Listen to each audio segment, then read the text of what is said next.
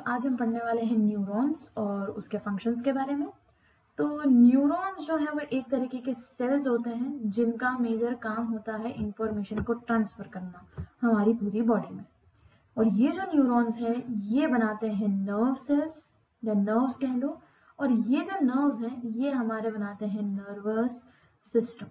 यानी कि डाइजेशन से लेकर जो हमारी बॉडी में सारी प्रोसेसेस होती हैं, सोचना, समझना, देखना, डिसीजन लेना, ये सारी सबका काम जो होता है वो नर्वस सिस्टम का होता है। अब इसके लिए हमें नर्वस सिस्टम को भी डिटेल में जाना जरूरी नहीं है, लेकिन हाँ इसके कुछ मेजर पार्ट्स जाना जरूरी है, जैसे कि ब्रेन और स्पाइनल कॉर्ड। अब ये जो पार्ट होते हैं, क्योंकि ये हेड होता है, यहाँ पर सारे डिसीजन लिए जाते हैं, इसीलिए यहाँ इसे हम कहते हैं सेंट्रल नर्वस सिस्टम। अब इसी के साथ हमारे पास एक पेरिफेरल नर्वस सिस्टम होता है। अब पेरिफेरल नर्वस सिस्टम बेसिकली हमारे जितने भी नर्व्स होते हैं पूरे शरीर में, जो हमारे CNS को जोड़ते हैं सेंस ऑर्गन से, उन्हें हम पेरिफेरल नर्वस सिस्टम कहते हैं। ओके, चलो, तो ये तो हमारा बेसिक स्ट्रक्चर हो गया कि हमें जो जानने की जरूरत थी। अब हम आ जाते हैं टाइप्स ऑफ न्यूरॉन। न्यूरॉन के कितने टाइप्स होते हैं, तो उसको समझने के लिए हम यहाँ पर एक एग्जांपल लेते हैं कि लेट्स से ये हमारा एक सेंस ऑर्गन है स्किन। ओके, अब यहाँ पर आकर एक मस्कीटो ने हमें काटा। अब जब मस्कीटो ने काटा तो ये जो स्किन है वो इसके रिसेप्टर के थ्रू जो एक नर्व है, नर्व से ये बात ब्रेन को बताएगी कि भाई मस्कीटो ने काटा है। तो ये जो नर्व सेल जो ऑर्गन से ब्रेन तक जा रही है, इसे हम कहते हैं सेंसरी नर्व।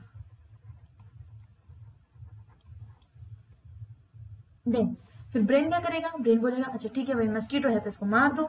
तो उसके लिए अब ये क्या कर रहा है, ये हैंड को ऑर्डर दे रहा है कि भाई तुम इसको मार दो। तो ये जो ऑर्डर दिया है, ये ऑर्डर किससे देता है, मोटर न्यूरॉन से या मोटर नर्व से। ये इसका मेजर काम होता है। तो ये हमारी मेजर 2 टाइप्स की नर्व्स होती हैं। लेकिन इसके अलावा हमारे पास एक और नर्व होती है जिसे हम कहते हैं इंटर न्यूरॉन्स। अब ये इंटर न्यूरॉन्स होते हैं ना, ये बेसिकली पाए जाते हैं ब्रेन और स्पाइन में, उसी के साथ बॉडी के बहुत सारे अदर पार्ट्स में भी होते हैं। इनका मेजर काम सिर्फ इतना सा होता है कि ये हमारे जो बॉडी के जितने भी रिफ्लेक्सेस होते हैं ना, उनको रेगुलेट करता है। क्लियर हुई बात? चलिए, तो अब हम आ जाते हैं इसके फंक्शंस। तो हमारे पास जब हम न्यूरॉन के फंक्शंस की बात करते हैं तो यहाँ पर एक मेजर फंक्शन होता है, उसे कहते हैं ट्रांसमिशन ऑफ इंफॉर्मेशन।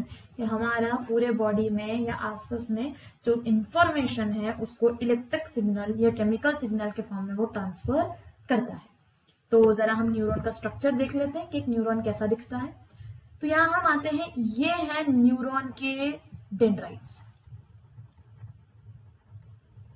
ओके, ये है उसका सेल बॉडी। ये है एक न्यूरॉन का न्यूक्लियस। ये है एक्सॉन।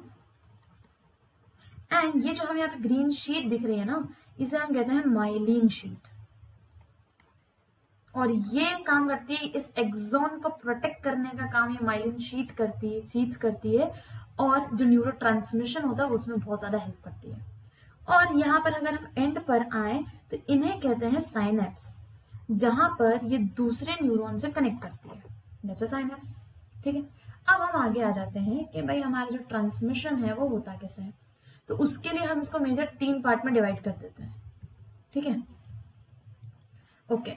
तो सबसे पहला तो जो ये डेंड्राइट से सेल बॉडी तक जो हमारा ट्रांसमिशन है, इस ट्रांसमिशन को हम कहते हैं ग्रेडेड पोटेंशियल।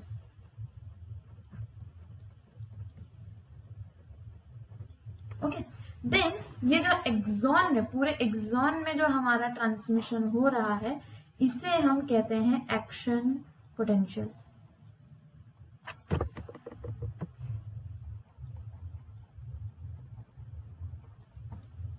ठीक है, और यहाँ पर ये आता है नर्व एंड तक, और जो साइनेप्स में जो ट्रांसमिशन होता है, यानी एक न्यूरॉन और दूसरे न्यूरॉन के बीच में, उसे हम कहते हैं साइनेप्टिक ट्रांसमिशन। ओके। अब साइनेप्टिक ट्रांसमिशन को समझने के लिए या ये सारे ट्रांसमिशंस को समझने के लिए हमें एक और चीज का ध्यान रखना पड़ेगा। हम जितनी भी ज्यादा बात करते हैं तो न्यूरॉन्स में ये कहते हैं कि इलेक्ट्रिकल सिग्नल से हम इसको जो इन्फॉर्मेशन है वो ट्रांसमिट होती है। तो यहाँ पर सबसे पहले तो हम बात करते हैं कि as comparative to the outside world, कि यानी कि ये जो न्यूरॉन्स है ये न्यूरॉन के आसपास वाला जो सराउंडिंग एरिया है ना, ये उसके कंपेयर में -70 मिलीवोल्ट्स पर रहता है। कौन से स्टेट में? रेस्टिंग स्टेट में। रेस्टिंग स्टेट में ये जो न्यूरॉन है, न्यूरॉन के अंदर -70 मिलीवोल्ट्स होता है बाहर के मुकाबले। ओके। अब यहाँ पर हम आ जाते हैं, ग्रेडेड पोटेंशियल स्टार्ट करते हैं कि ग्रेडेड पोटेंशियल कैसे होता है। तो यहाँ हम पहले डिस्कस कर रहे हैं ग्रेडेड पोटेंशियल। ठीक है, तो ये वाला जो पार्ट है ये हमारे डेंड्राइट्स हैं, ये एक्सॉन है दूसरे सेल का, ठीक है, एंड ये हमारी ये डेंड्राइट है और ये हमारा पूरा जो है साइनेप्स है। ठीक, तो लेट्स अंडरस्टैंड दिस। अब क्या होता है कि यहाँ पर जो न्यूरोट्रांसमीटर्स रिलीज हुए हैं वो यहाँ पर कुछ चैनल्स बने होते हैं, उन्हें ओपन कर देता है। तो जब ये चैनल्स ओपन होते हैं तो इनके आसपास जो Na+ के आयन्स होते हैं वो इसके अंदर चले जाते हैं।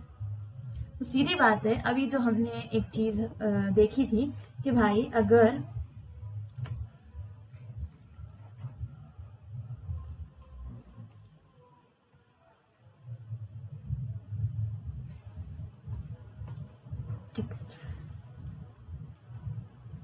यहाँ पर हमने देखा था कि ये हमारा क्या है, ग्राफ है। ठीक है, अब यहाँ पर हमने देखा था कि जो रेस्टिंग स्टेट है उसमें होता है ये -70। ओके, अब क्योंकि ये पूरा इलेक्ट्रिकल सिग्नल से, इलेक्ट्रिसिटी से चलता है या कह सकते हो आयन से चलता है, तो यहाँ पर एक्शन पोटेंशियल एक्सॉन में फायर करने के लिए उसे चाहिए होता है -55, यानी कि यहाँ पर उसे -55 पहुंचना पड़ेगा -70 से। तो इसके लिए क्या हुआ, अब जैसे ही ये सोडियम के आयन अंदर आए तो यहाँ पर क्या होने लग जाएगा, वो -55 के आसपास आने लग जाएगा। तो जैसे ही यहाँ पर वो -70 से -55 की तरफ आता है और वो -55 को टच कर देता है, then it is a graded potential, क्योंकि इसके बाद क्या होगा, एक्शन पोटेंशियल फायर हो जाएगा। लेकिन इन केस ऐसा नहीं होता है तो क्या होता है, तब क्या होगा कि ये जो -55 है अगर इसको टच नहीं करता है, यानी कि लेट से हमारे पास इंपल्स तो आया लेकिन वो -55 टच नहीं करा, वापस अपनी रेस्टिंग पोजीशन पर आ गया, तब ये ग्रेडेड पोटेंशियल आगे ट्रांसमिशन नहीं होगा।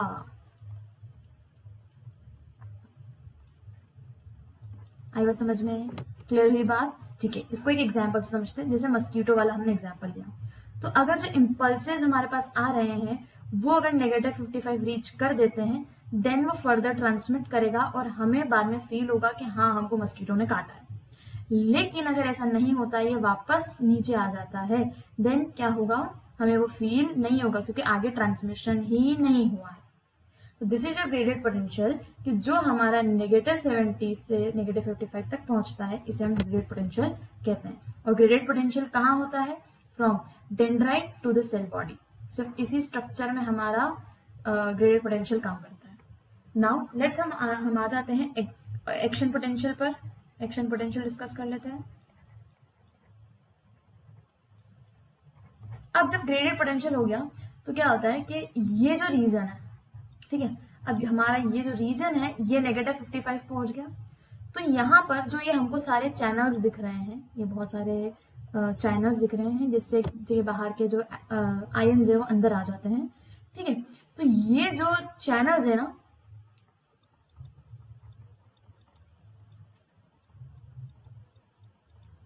ये वोल्टेज गाइडेड चैनल्स होते हैं। ओके, ना वोल्टेज गाइडेड चैनल्स का मतलब क्या होता है कि अगर इसके आसपास एक सर्टेन वोल्टेज आएगा तो ही ये चलेंगे, खुलेंगे मतलब, और वो हमारा किस पर डिपेंड करता है, -55। तो अगर ये -55 हिट करता है तो हमारा ये जो पहला चैनल है ये ओपन होगा, तभी ओपन होगा। -55 हिट नहीं हुआ है तो ओपन नहीं होगा। ठीक है, तो लेट्स से कि अब ये -55 को हिट कर देता है, तभी चैनल ओपन होगा। देन ये जितने भी Na+ आयन है ये अंदर आ जाएंगे। अब अगर ये अंदर आ गए तो ये एरिया पूरा चार्ज हो गया, यहाँ भी -55 पहुंच गया। अगर यहाँ -55 पहुंच गया तो ये Na अंदर आ जाएगा, देन ये भी पॉजिटिव -55 हो जाएगा, फिर ये भी अंदर आ जाएगा। तो इस तरीके से क्या होगा, -55 -55 -55 -55 ये चलता जाएगा। और ये पूरा यहाँ पे like dub dub dub dub dub करके सारा जो है ट्रांसमिशन हमारा हो जाएगा। आई बात समझ में? लेकिन यहाँ पर सिर्फ इतने से काम नहीं होता है। ठीक है, क्या हुआ,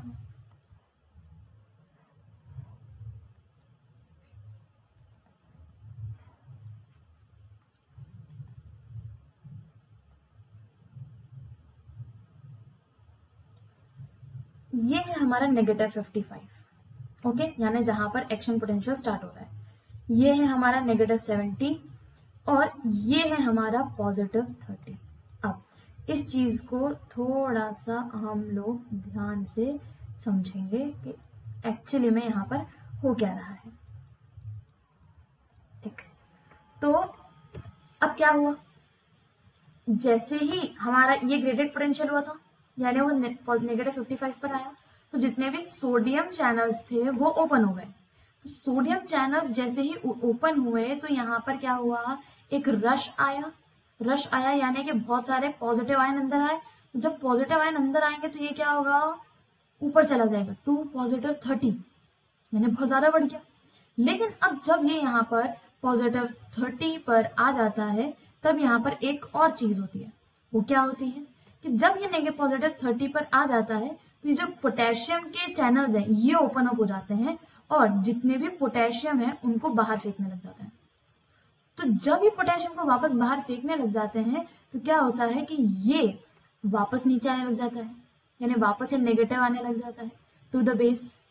लेकिन यहाँ पर एक और चीज होती है, वो ये होती है कि यहाँ पर एक होता है -90। ओके, तो ये जो चैनल है ये सीधा पहुंच जाता है -90, मतलब ज्यादा पोलराइज हो जाते हैं। अब ये पोलराइजेशन के बाद ये वापस अपनी स्टेट पर, स्टेबल स्टेट पर आ जाता है। बात क्लियर हुई बात? चलो, तो यहाँ पर हम एक चीज और देख लेते हैं कि ये जो है ये सर्टेन एरिया कि यहाँ पर क्या हुआ। अब यहाँ पर क्योंकि आयंस बढ़ गए हैं या घट गए हैं, मतलब यहाँ पर पॉजिटिव आयंस बढ़ गए हैं, इसीलिए इसे हम कहेंगे डीपोलराइजेशन। अब क्योंकि ये वापस नेगेटिव की तरफ आ रहा है तो इसे हम कह देंगे रीपोलराइजेशन। अब क्योंकि ये -70 से भी नीचे चला गया है, इस स्टेट को हम कहेंगे हाइपर पोलराइजेशन। देन ये अगेन वापस अपनी स्टेट, नॉर्मल स्टेट पर आ जाएगा। तो ये था हमारा एक्शन पोटेंशियल। नाउ अब हम आ जाते हैं साइनेप्टिक ट्रांसमिशन। तो ये कैसे काम करता है, अभी जैसा हमने देखा एक्शन पोटेंशियल, अब ये एक्सॉन का एंड है। ठीक है, तो ये एक्सॉन के एंड पर जब हमारा एक्शन पोटेंशियल आ जाता है, ठीक है, यानी कि ये हमारे Na+ गाइडेड चैनल्स थे जिससे Na+ अंदर आ रहे थे। ठीक, जब ये यहां तक पोटेंशियल पहुंच जाता है तब हमारा जो एक कैल्शियम के जो रिसेप्टर्स हैं वो ट्रिगर होता है, तो ये ओपन अप हो जाता है। ठीक है, तो जब ये ओपन अप हो जाते हैं तो यहाँ पर बाहर जितने भी Ca+ आयंस होते हैं वो इसके अंदर चले जाते हैं। तो जब ये Ca+ अंदर आ जाते हैं तो वो ये जो हमारा न्यूरोट्रांसमीटर का जो वेसिकल है उससे क्या करते हैं, ट्रिगर करते हैं। तो जब ये इसे ट्रिगर करते हैं तो इसके अंदर जितने भी न्यूरोट्रांसमीटर है वो क्या कर देता है, इस क्लेफ्ट में रिलीज कर देता है। और जब वो इस क्लेफ्ट में रिलीज करता है तो ये जो न्यूरोट्रांसमीटर है ये एक सर्टेन रिसेप्टर से बाइंड हो जाते हैं एंड अगेन इन रिसेप्टर्स को खोल देते हैं। एंड जब ये रिसेप्टर्स को खोल देते हैं अगेन वापस जो इसके आसपास जितने भी आपके चैनल्स हैं या फिर जो कह लो जितने भी आयंस हैं वो वापस इसके अंदर जाने लग जाते हैं and again it starts the graded potential. बात क्लियर हो गई है? तो ये हो गया हमारा साइनेप्टिक ट्रांसमिशन। अब हमको इसमें एक चीज ध्यान रखनी है कि जो हमारे एक्शन पोटेंशियल थे, या ऐसे समझते हैं कि जो भी हमारा एक्शन यहाँ पे एक्शन पोटेंशियल था, उसमें ये जो चैनल्स हमारे पास थे, जो भी हमारे पास यहाँ पे चैनल्स थे,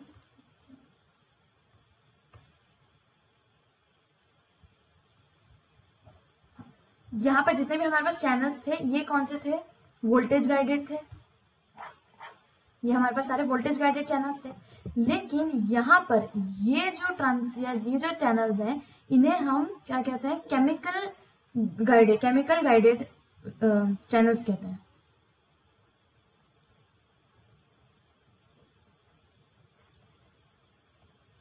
वो हम क्यों कहते हैं? क्योंकि ये क्या करते हैं, हमें ये इन केमिकल न्यूरोट्रांसमीटर से ही ओपन अप होते हैं, किसी वोल्टेज से ओपन अप नहीं होते, इसलिए इन्हें हम केमिकल गाइडेड चैनल्स कहते हैं। ओके, तो यहाँ तक हमने कवर कर लिया है। तो अगर आपको कोई डाउट है या फिर कोई क्वेरी है तो आप कमेंट सेक्शन में बता दीजिए, तो हम उसको बिल्कुल सॉल्व कर देंगे।